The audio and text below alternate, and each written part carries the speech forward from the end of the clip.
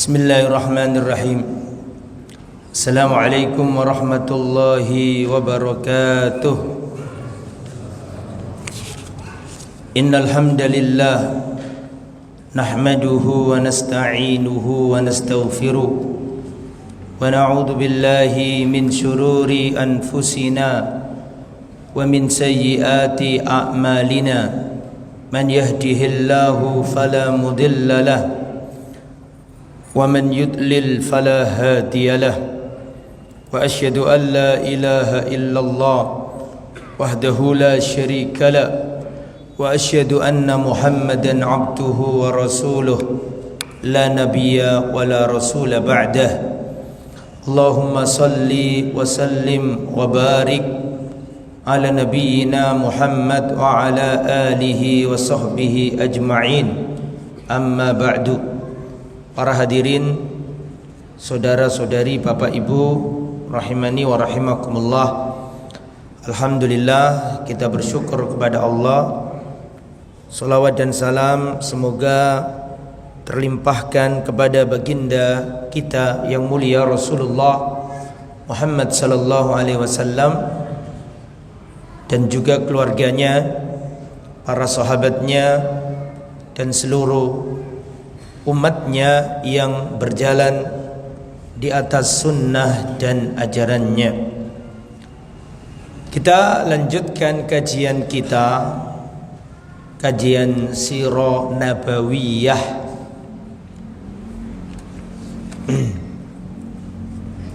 Pada pertemuan yang lalu kita sudah sampaikan keadaan pra-Islam sebelum Nabi lahir, bangsa Arab sebelum Nabi lahir.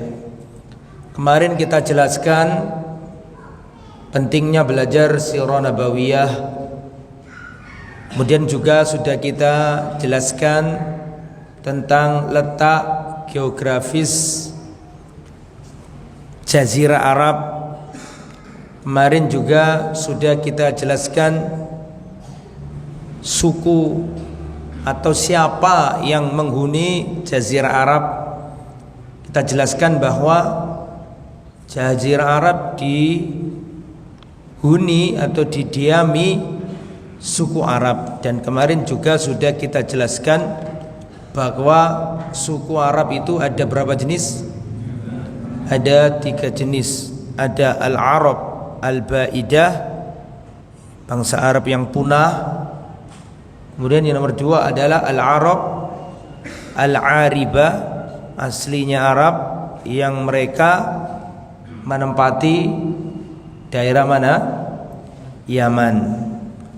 Kemudian yang nomor 3 adalah Al-Arab Al-Musta'ribah, dan Arab Al-Musta'ribah itu adalah keturunan Nabi Ismail. Kemarin sudah kita jelaskan panjang lebar.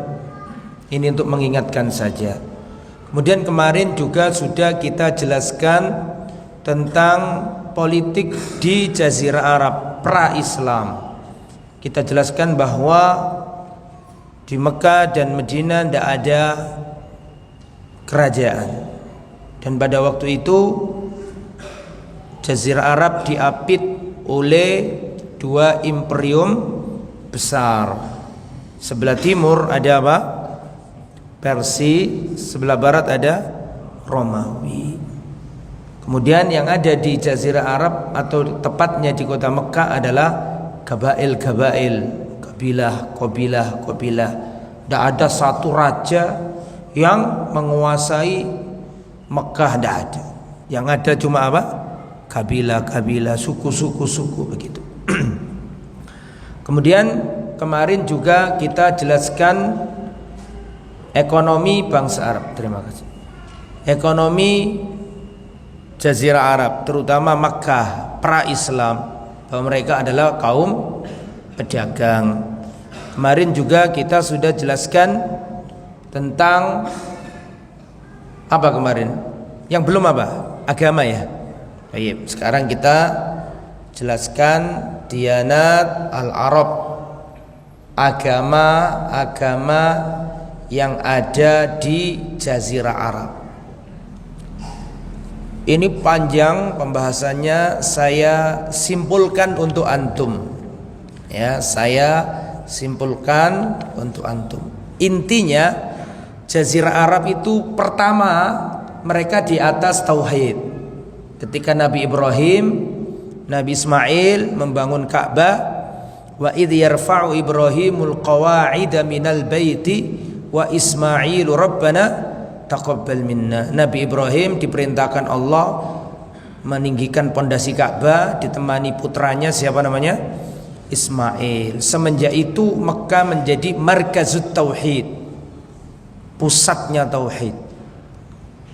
Kemudian Nabi Ibrahim diperintahkan oleh Allah untuk memaklumatkan ke dunia supaya haji ke Mekah.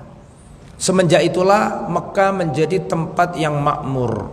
Yang sebelumnya gersang, tandus, tidak ditoleh, tidak ada orang yang mau. Tapi semenjak diiklankan ya oleh Nabi Ibrahim atas perintah Allah, maka orang berbondong-bondong menuju kota Mekah. Kota Mekah menjadi pusatnya tauhid. Pelaksanaan ibadah haji seluruh Jazirah Arab kalau sudah waktunya Dzulhijjah maka berbondong-bondong ke kota Mekah untuk melaksanakan ritual ibadah haji. Dan haji ini dari awal sampai akhir itu intinya tauhid. Baru mulai saja gimana kalau kita mau umroh atau haji, awal kali yang kita ucapkan apa? Labbaika hajjan. Aku memenuhi panggilanmu ya Allah. Setelah itu langsung talbiyah. Labbaik Allahumma labbaik. Labbaik la syarika, tidak ada sekutu. Baru kunci mulai masuk aja udah tauhid.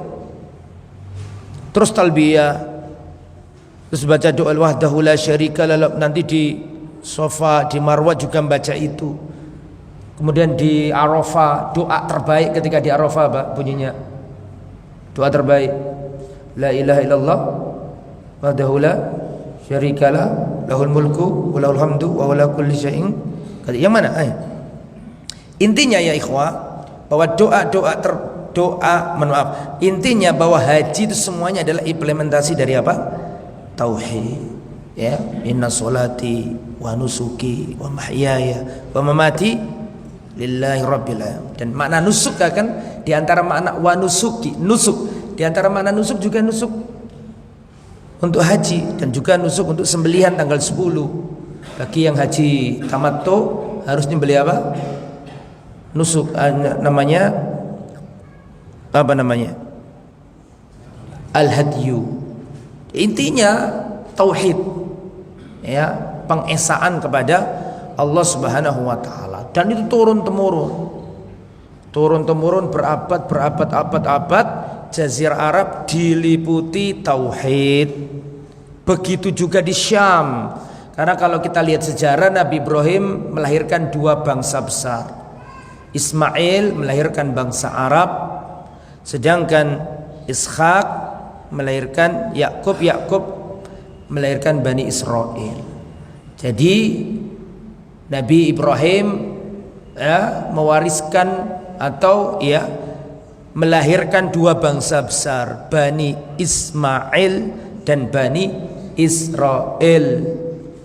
Satu bapak, beda emak. Kan gitu kan? Ismail, Hajar, sedangkan Bani Israel siapa? Sarah. Nah, oke. Jadi Jazirah Arab diliputi tauhid. Itu asalnya seperti itu. Lambat laun sudah menjadi sunnatullah. Semakin jauh semakin ilmu menyusut, para ulama mati sampai datanglah generasi orang semakin lupa, tauhid mulai dilupakan. Dan ternyata yang duluan rusak negeri Syam. Ya, padahal Syam itu negerinya para nabi. Setelah Nabi Yakub itu diutus banyak para rasul di negeri Syam. Betul? Nabi Musa, Nabi Daud, Nabi Sulaiman, Nabi siapa lagi? Nabi Ishak, maaf, Nabi Zakaria, Nabi Yahya, Nabi Isa, semua di Syam. Sedangkan di Arab ya cuma Ismail ini turun temurun. Tapi ternyata yang rusak duluan adalah Syam. Jadi negeri para nabi itu bukan Arab. Negeri para nabi itu Syam. Negeri para anbiya itu negeri apa? Syam. Ya Syam pada waktu itu belum Arab, Romawi. Nah, kemudian sampai ada orang kota Mekah namanya. Nah, ini silakan ditulis nama ini. Namanya adalah Amr bin Luhai al-Khuzai. Nih orang. Bismillah.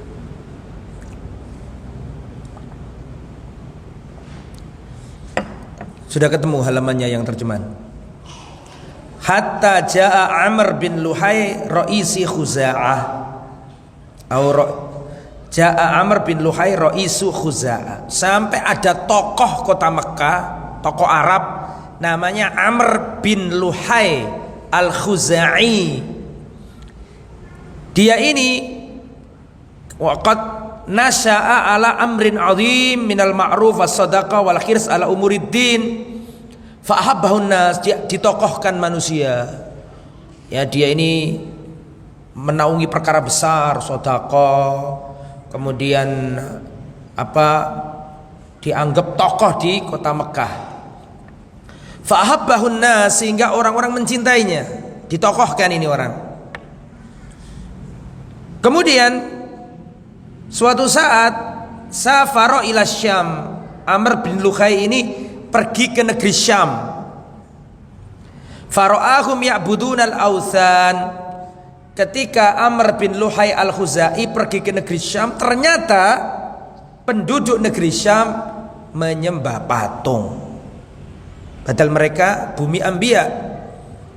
Ya, Nabi Ishak, Nabi Yakub, Nabi Yusuf, Nabi Musa, Nabi Isa, Nabi Zakaria, Nabi Yahya, Nabi Yusa bin Nun, banyak nabi di sana, tapi rusaknya duluan mereka. Sehingga tokoh Arab tadi namanya siapa? Amr bin Luhai al-Khuzai ketika pergi ke negeri Syam, ternyata orang-orang negeri Syam itu nyembah patung. Fastahsana dzalika wa dhannahu haqqo. Akhirnya si Amr bin Luhai al-Khuzai ini menganggap itu bagus yang dilakukan oleh bangsa atau orang negeri apa tadi? Syam. Karena pikirannya gini, dia husnudzon, dia positive thinking. Oh, mereka ini kan penduduk negeri para nabi. Di tempat ini dulu diutus para nabi, di tempat ini dulu turun wahyu dari langit. Kitab Taurat, kitab Zabur, kitab ini, kitab itu, Suhuf Musa, semuanya turun di negeri Syam. Tapi kok mereka kok melakukan ini? Oh, ini berarti baik. Akhirnya setan masuk. Ya, masuk ke mana? Pikirannya siapa? Amr bin Luhai al-Khuzai. Dia ingin mengadopsi tata cara ibadahnya orang Syam, mau diadopsi dibawa ke Mekah, ke Arab. Kebetulan dia adalah orang yang ditaati, orang yang ditetuakan, orang yang dianggap tokoh. Bisa dipahami kira-kira maksudnya? Sehingga apa yang terjadi? Dia membawa pikiran ini, faqaddama ma'u bihubal. Dia membawa berhala namanya Hubal. Dibawa ke kota Mekah, ditaruh di Ka'bah. Setelah itu da'a ahla Makkah ila syirik. Kemudian dia berkampanye, wahai penduduk negeri Mekah, sembahlah ini. Orang Syam sekarang nyembah patung semua. Maka kita kalau ingin sampai kepada Allah melalui perantara, lo jangan dikira lo mereka itu pure menyembah patung. Mereka itu ada maksudnya. Apa maksudnya? Menjadikan patung-patung ini wusato, syufa'a, apalagi tawasul kepada Allah. Mana buduhum illa liyuqarribuna ilallahi zulfa. Surat Az-Zumar itu. Kami enggak nyembah mereka kecuali karena mereka ini bisa menjadi perantara kepada Allah. Jadi mereka itu nyembah patung karena meyakini patung ini kan dulunya orang soleh, seperti kisahnya Nabi Nuh itu loh Pak. Kaumnya Nabi Nuh ada berhala berapa itu? Ada 5 orang soleh. Siapa aja namanya? Wad, Suwa, Yahud, Ya'uq, Nasr. Terinspirasi akhirnya si siapa namanya? Amr bin Luhai ini. Taruh di Mekah dan orang-orang mengikut, fa'ajabuhu. Orang-orang Mekah menyambut kampanye siapa tadi? Amr bin Luhai. Falam yalbath ahlul Hijaz an tabi'u ahla Makkah li'annahum wulatul bait wa ahlil haram. Ketika penduduk Mekah menjadikan patung-patung itu sesembahan yang menyampaikan kepada Allah, akhirnya seluruh penduduk Hijaz ikut penduduk Mekah. Hijaz itu mana sih? Hijaz itu kalau sekarang itu Mekah Madinah. Mekah Madinah. Akhirnya ikut semua. Kenapa kok ikut? Karena Quraisy itu dianggap sentralnya Arab. Mereka itu yang dipilih oleh Allah untuk merawat Ka'bah, sehingga ketika Quraisy berubah ikut semua gitu. Akhirnya seluruh penduduk negeri Hijaz mengikuti kelakuannya siapa tadi? Amr bin Luhai al-Khuzai, karena dia ini orang Quraisy dan dianggap sebagai sahibul bait untuk Masjidil Haram ini, dianggap penduduk negeri haram. Saya mau tanya, orang kafir jahiliyah dulu meyakini enggak bahwa Mekah itu kota haram? Tolong dijawab. Mengakui keharaman kota Mekah itu sejak Nabi Ibrahim. Innallaha harrama Makkah. Ya, maaf, inna Ibrahim harrama Makkah. Sesungguhnya Nabi Ibrahim mengharamkan kota Mekah. Maksudnya menjadikan kota haram, menjadikan kota Mekah kota haram. Jadi kota Mekah itu menjadi tanah haram sejak zamannya Nabi Ibrahim, 3000 tahun kurang lebih sebelum Nabi Isa lahir. 3000 sebelum Masehi. Ya. Kemudian kata Nabi, wa inni haramtul Madinah. Adapun aku, kata Nabi, aku mengharamkan kota Madinah. Sehingga Mekah itu kota haram, Madinah itu kota haram. Tapi keharamannya Mekah lebih apa? Lebih jauh zamannya Nabi siapa? Ibrahim. Sehingga orang Quraisy ini dianggap sahibul bait, tanah haram. Ketika orang Quraisy sudah nyembah patung, sudah ikut semua. Apalagi ilmu semakin apa? Hilang. Akhirnya negeri Arab nyembah apa? Patung, gara-gara tokohnya namanya siapa? Amr bin Luhai al-Khuzai. Semenjak itu bangsa Arab menjadi penyembah berhala. Akhirnya setiap suku punya berhala, suku ini punya berhala, suku ini punya berhala, suku ini punya berhala. Dan ini disebutkan banyak di sini dan saya enggak menyebutkan satu persatu karena panjang. Apa saja yang dilakukan di berhala-berhala itu? Yang pertama, mereka beribadah, beriktikaf di tempat itu. Nomor dua, mereka berhaji dan tawaf di berhala-berhala itu. Nomor tiga, mereka mempersembahkan sesembelihan untuk berhala-berhala itu. Ya, sembelihan itu ada berapa sih menurut Islam? Keluar dari materi sejenak. Saya ulangi nggih. Tadi kan sudah saya katakan bangsa Arab jadi penyembah apa? Berhala. Yang dilakukan terhadap berhala itu apa saja? Satu, iktikaf, kemudian berdoa khusyuk di depan berhala. Nomor dua, haji dan tawaf. Nomor tiga, nyembelih apa tadi? Sesembelihan. Saya potong di sini sebentar, saya ingin nerangkan. Sembelihan itu ada 4 macam. Ditulis. Sembelihan ada berapa macam? Yang pertama, sembelihan yang bernilai ibadah. Kalau dikerjakan dapat pahala. Ini macamnya ada 5. Bismillah.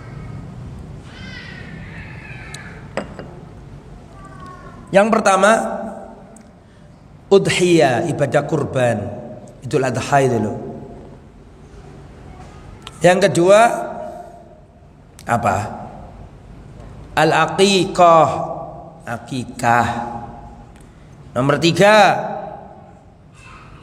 apa? Al-hadyu. Al-hadyu. Hadyu itu jenengan kalau haji, orang Indonesia kan hajinya haji tamattu, mesti nyembelih tanggal 10, tapi bukan kurban. Apa namanya? Hadyu. Yang pernah haji insya Allah paham. Hadyu. Semoga kita dan panjenengan bisa haji semua. Nomor berapa sekarang? 4, dam. Ngerti dam? Dam itu kalau misalnya waktu ihram ngelanggar. Ihram gak boleh kumpul suami istri. Wis diwanti-wanti karo mutawif, karo ustate. Pak nanti itu besok sempat ketemu di hotel. Ojo aneh-aneh Pak yo. Soalnya ini si ihram, wis dipeseni padahal. Tiba-tiba ngomong karo Ustaz, tadi saya main bola Ustaz dan terlanjur gol. Gimana Ustaz? Ya bayar dam, yang beli. Nah, itu namanya dam. Nah, nomor berapa sekarang? Nazar. Nomor berapa? Sekarang 5. Nazar.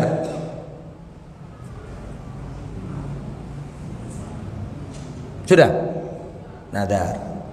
Saya ulangi, kurban, akikah, hadyu, dam, terus satunya apa tadi? Nazar. Itu nek dilakoni oleh pahala. Gidam, makanya ini kategorinya adalah sembelian yang bernilai apa tadi? Ibadah. Nomor 2, sembelian yang bernilai mubah.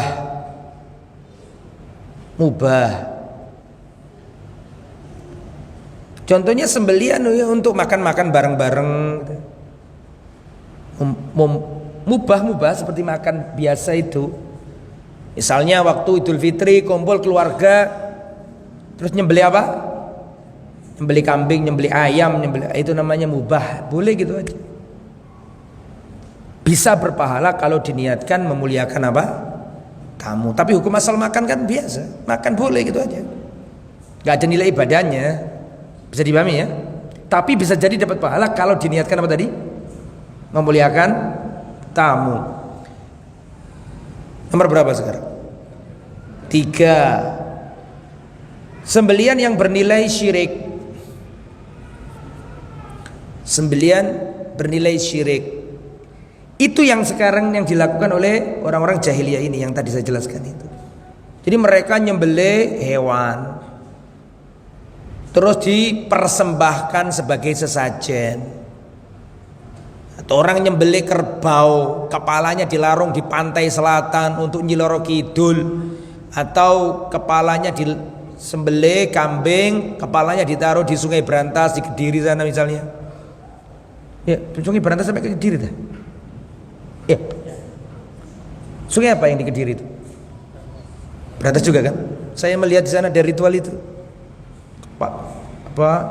Mereka mengatakan local wisdom, apa jenenge, kearifan kan dipersembahkan untuk.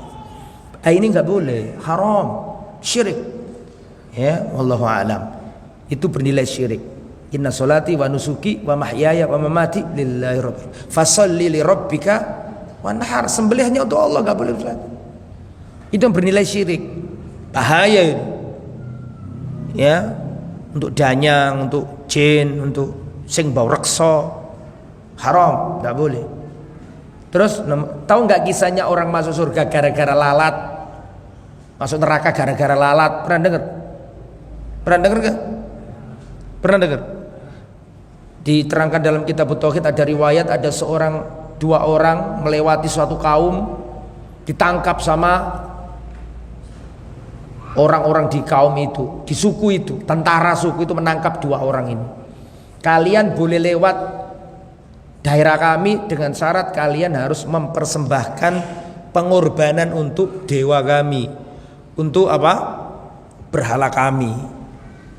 Yang nomor 1 mengatakan kami sini nggak bawa, mereka berkata kami di sini jalan nggak ada hewan yang kami bawa.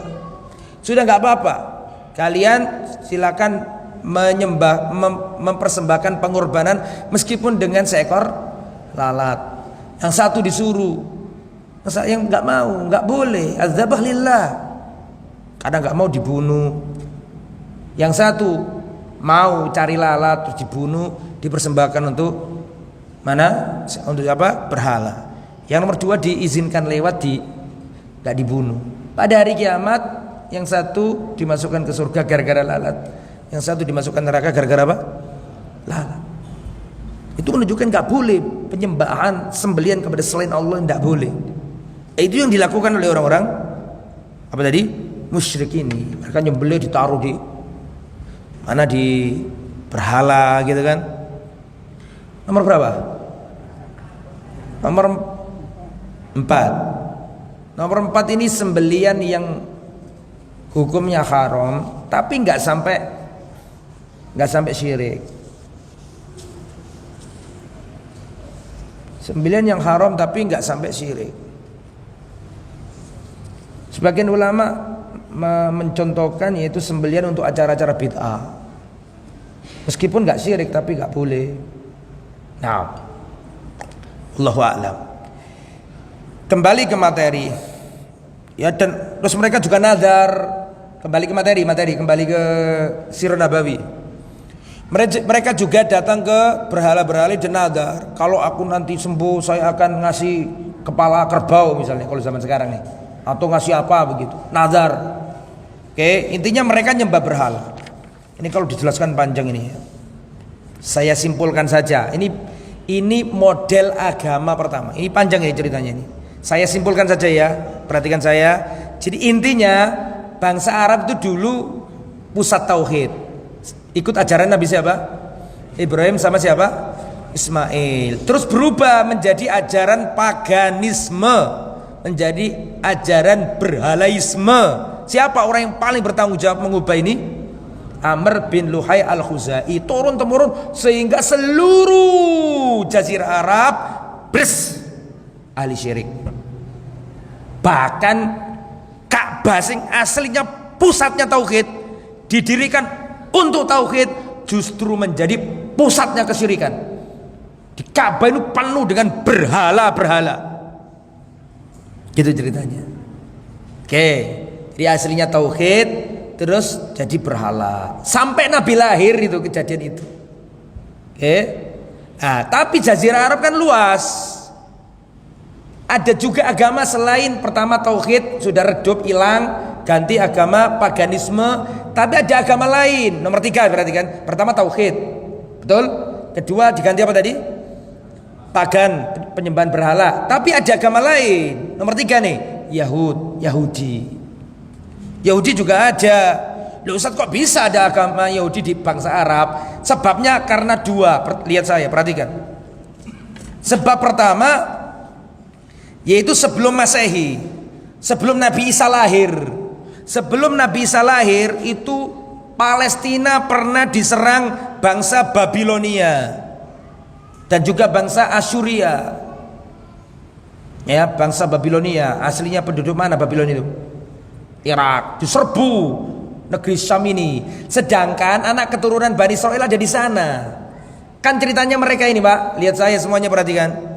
Mereka ada di Mesir semua toh, zamannya Nabi Yusuf, betul? Betul. Turun temurun. Pergolakan politik berubah. Yang dulu kerajaannya dukung Nabi Yusuf dan keluarganya, zamannya Nabi Musa sudah berubah.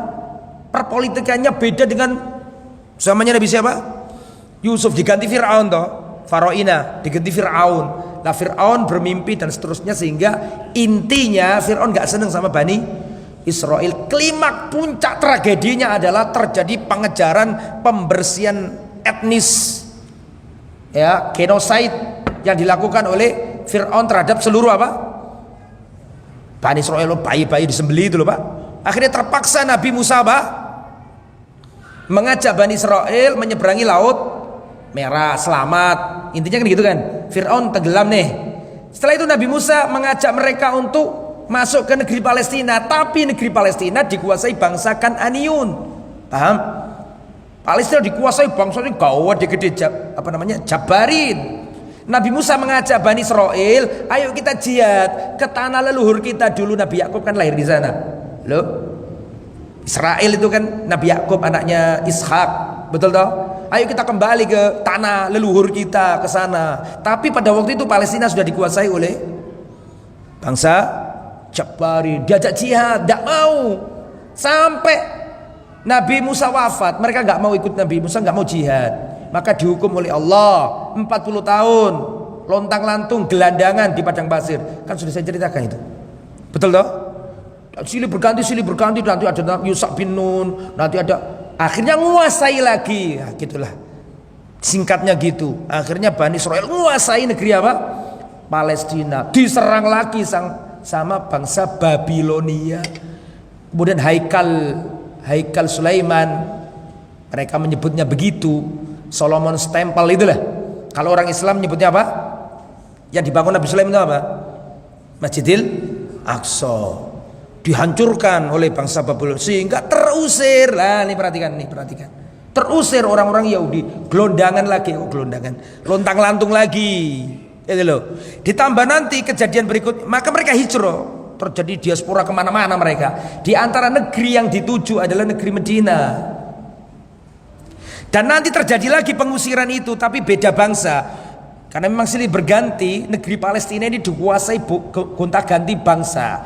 Nanti setelah Nabi Isa lahir, ya, terjadi lagi orang-orang Romawi datang ke negeri Palestina.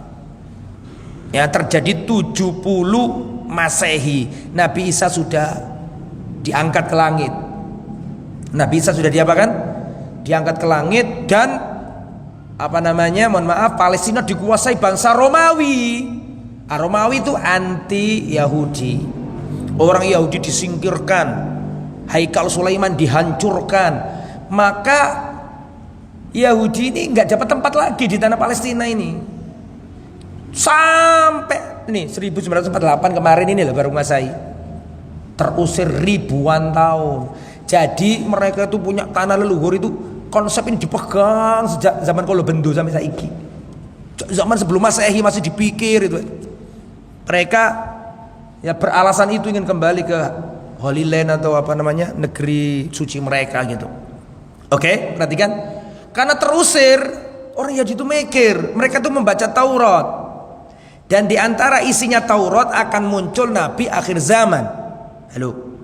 Betul kan? Dan di antara ciri nabi akhir zaman itu akan ada di negeri yang banyak apa? Kurmanya. Masih ingat gak kisahnya Salman Al-Farisi itu? Ketemu sama pendeta-pendeta itu kan? Sudah wahai anakku, gak ada orang Kristen yang seperti aku, sudah habis semua. Sudah saatnya akan muncul nabi akhir zaman. Dikasih 4 ciri. Ciri pertama di tempat yang banyak kurmanya. Ciri yang kedua, nabi ini gak makan sodako. Ciri ketiga, nabi ini mau hadiah. Betul toh? Mau hadiah gak mau sedekah. Nomor 4, cirinya di punggungnya sini ada tanda atau stempel kenabian. Saya mau tanya, kan nggak mungkin orang bisa ngomong gitu ke Salman kecuali orang ini pasti menerima atau membaca apa? Kitab. Ternyata keyakinan Yahudi juga terkonfirmasi oleh keyakinan apa? Kristen. Berarti sama-sama aja. Bisa dipahami nggak sih? Kan ada ayat dan itu dikonfirmasi oleh Al-Quran. Saya ulangi ya. Karena kalau kita membaca sejarah itu kayak puzzle, Pak. Plek. Terkonfirmasi semua.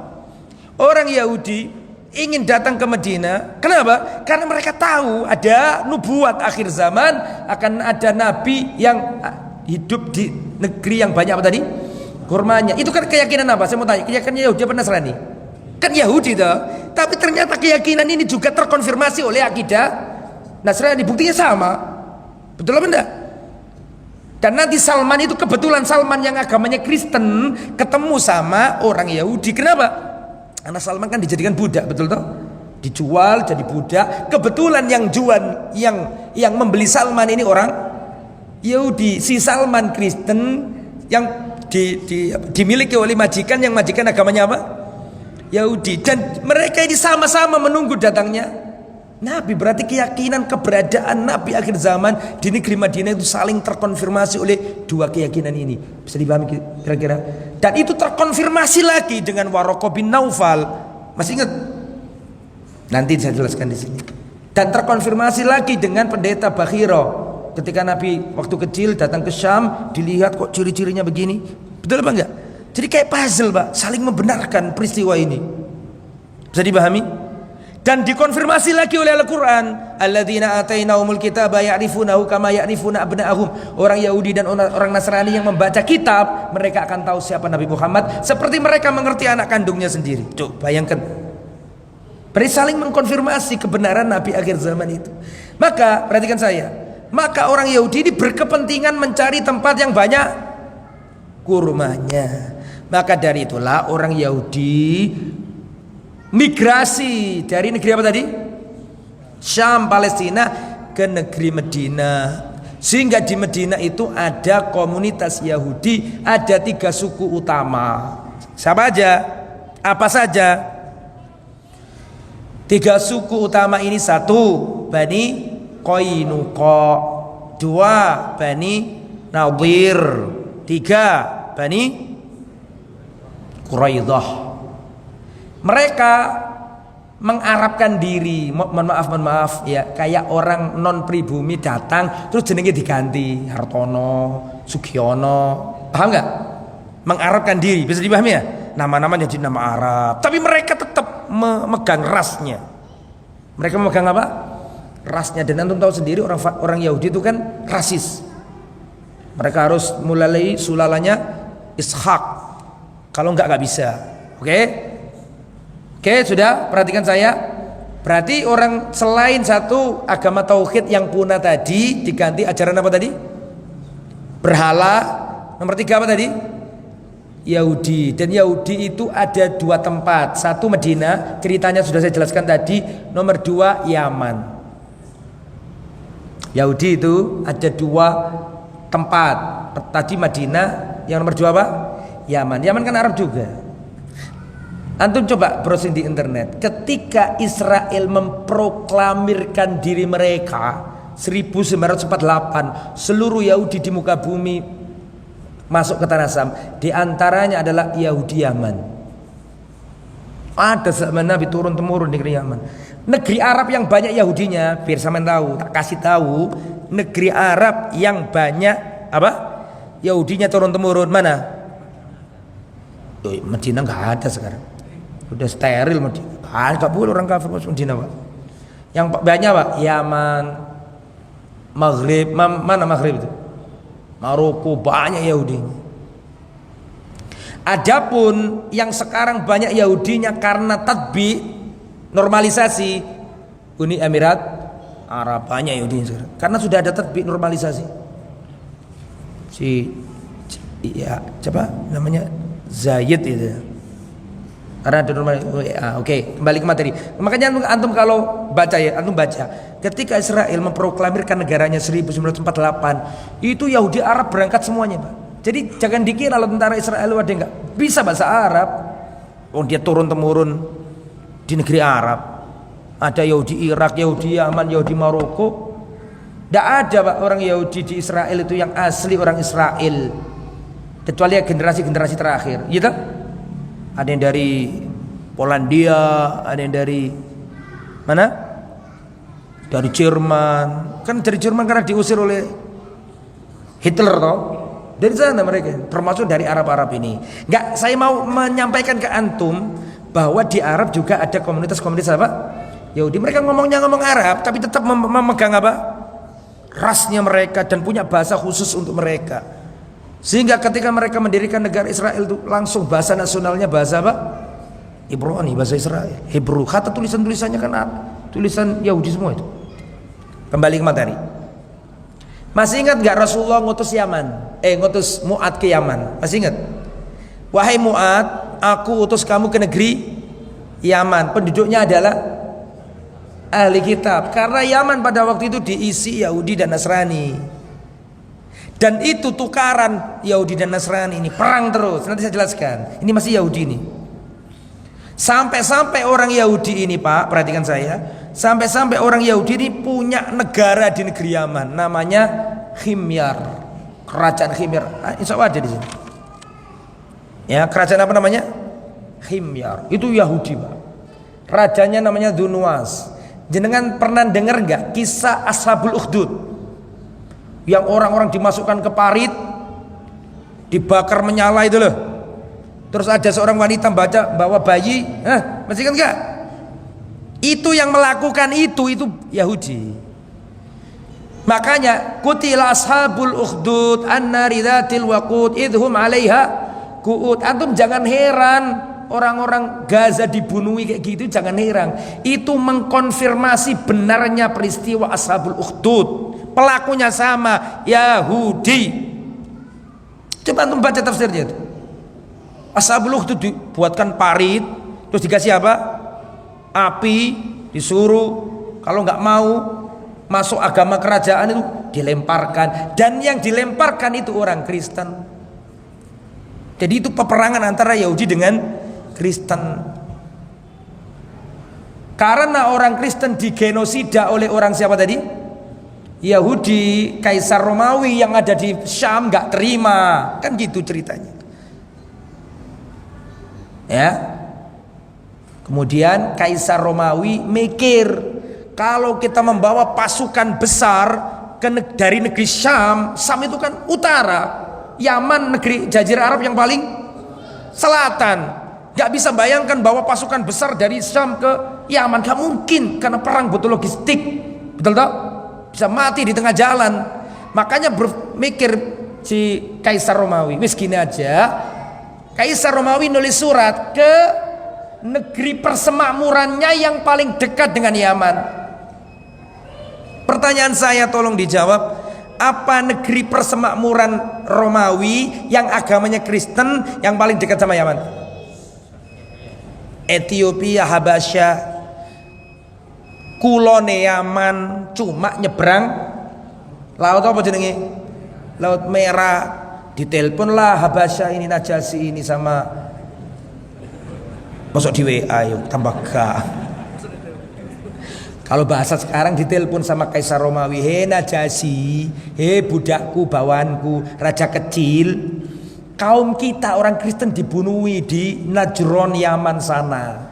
Kalau kita datangkan pasukan dari Romawi gak cukup waktu dan memakan finansial sangat banyak, tolong siapkan pasukan besar dari negeri Ethiopia, Habasya, membawa kapal nyebrang ke Yaman dan singkirkan Yahudi-Yahudi itu.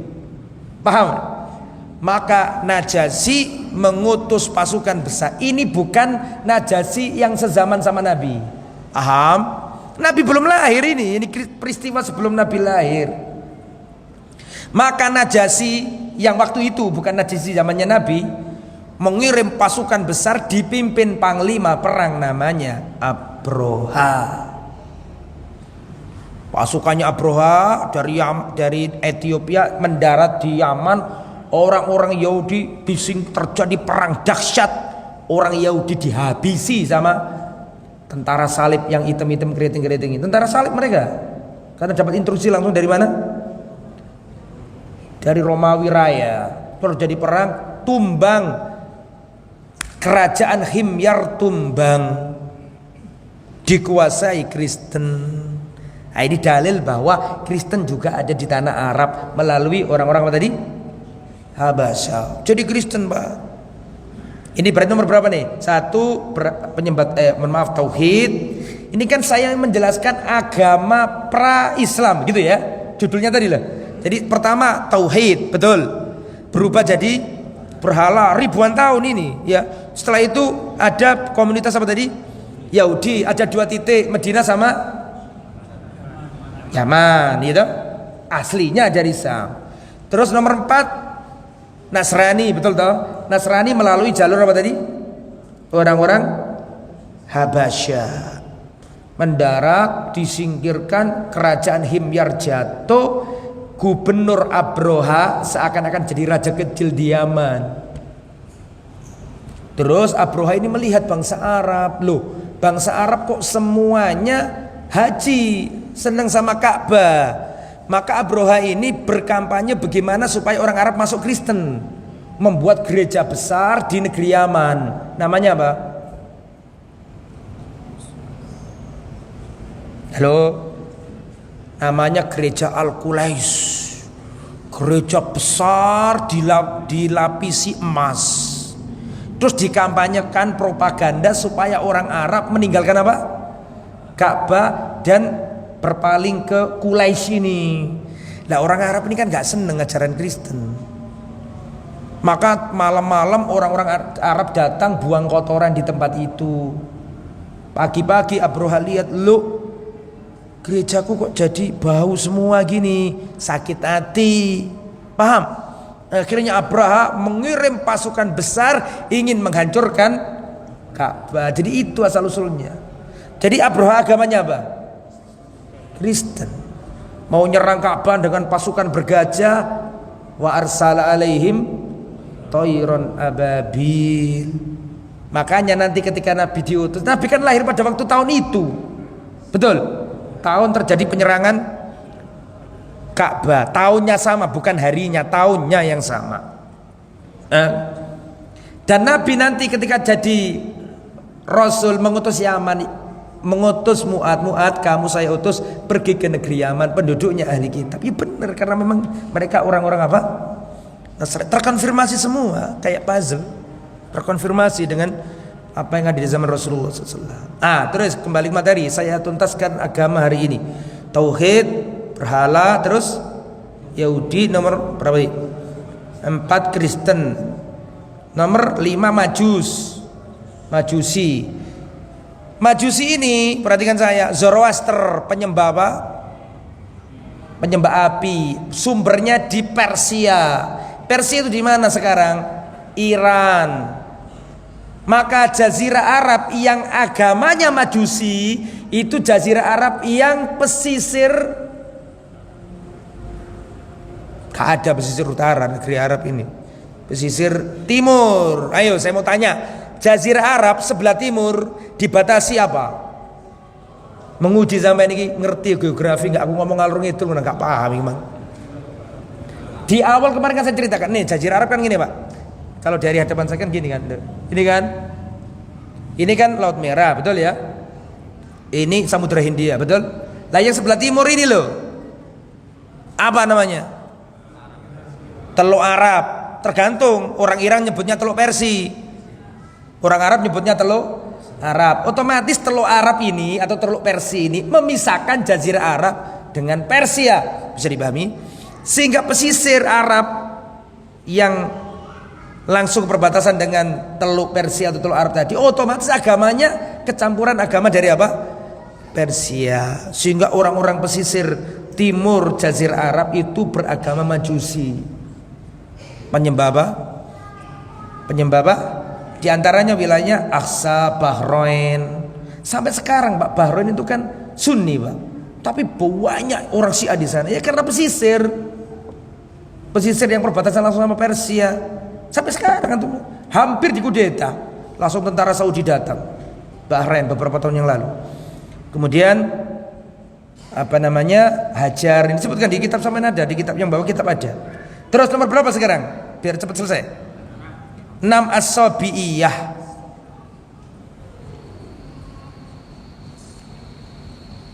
Sabi'iyah ini penyembah bintang. Tapi ini gak banyak. Jadi saya simpulkan ya, selesailah, sudah selesai. Saya simpulkan agama-agama pra-Islam. Satu, pertama tauhid, pudar menjadi berhala. Dan ini lama sampai Jazirah Arab mayoritas penyembah berhala. Terus nomor 3 apa tadi? Yahudi ada 2 tempat. Yang pertama Medina, nomor 2 Yaman. Ini kenapa kok mereka pindah? Karena yang di Palestina sana dikuasai oleh bangsa pertama bangsa Babilonia, terus silih berganti. Yang kedua bangsa apa tadi? Romawi. Terus nomor 3 tadi nomor 4 Nasrani. Ini melalui siapa? Melalui Habasyah. Nomor 5 Majusi, pesisir sebelah timur. Nomor 6 Sabaiyah, penyembah bintang-bintang. Selesai. Udah, itu kalau dibaca semua bisa 2 hari, makanya tak simpulkan langsung aja. Oke ya. Jadi kesimpulannya adalah ada 6 agama pra-Islam. Besok keadaan sosial dikit-dikit ini enggak terlalu ini, baru kita jelaskan nasabnya Rasulullah. Nasabnya Rasulullah SAW. Adzan dulu, setelah itu kalau ada pertanyaan silakan. Waktunya adzan ya. Ya, adzan dulu. Kalau ada pertanyaan silakan.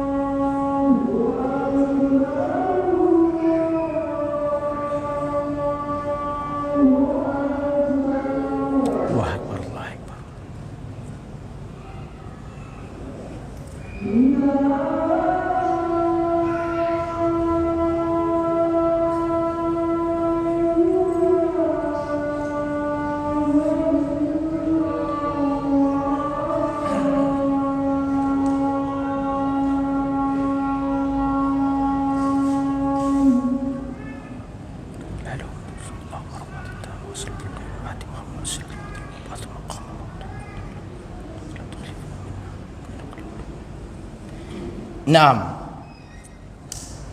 Ada pertanyaan silakan. Kalau ada, monggo. Alhamdulillah tidak ada. Insyaallah dilanjut di lain kesempatan biidznillah taala.